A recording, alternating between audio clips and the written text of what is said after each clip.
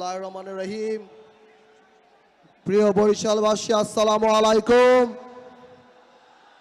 মঞ্চে উপস্থিত জাতীয় নেতৃবৃন্দ এবং বাংলাদেশ জাতীয়তাবাদী দল বিএনপির সম্মানিত চেয়ারম্যান, আসসালামু আলাইকুম। প্রথমেই বলে দিয়েছে মাত্র 2 মিনিট।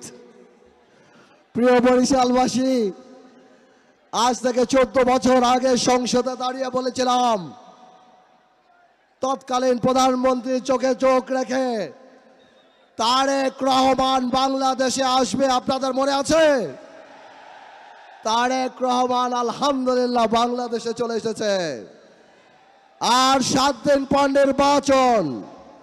নির্বাচন ইনশাআল্লাহ। বাংলাদেশে যতগুলি পাবলিক মিটিং জনসভায় দেখলাম, তারেক রহমান ইতিমধ্যেই বাংলাদেশের মানুষের হৃদয়ের প্রধানমন্ত্রী হয়ে গিয়েছে ইনশাআল্লাহ।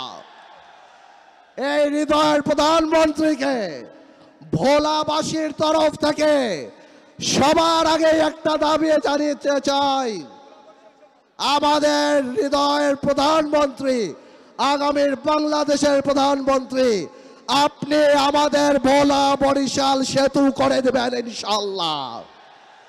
এই ভোলাকে ইন্ডাস্ট্রিয়ালাইজেশন করতে হবে। এই ভোলায় যত বক্তব্য আছে খালি বলে ভোলার গ্যাস কিভাবে আনবো, ভোলাকে কি দিব তা কেউ বলে না।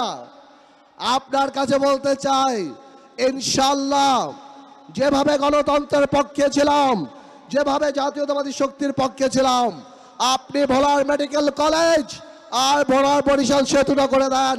সারা জীবন জাতীয়তাবাদীর পক্ষে থেকে এই গণতন্ত্রের পতাকা ইনশাআল্লাহ উত্তোলন করে রাখবো। আলহামদুলিল্লাহ। আসসালামু আলাইকুম। সবাই ভালো থাকবেন।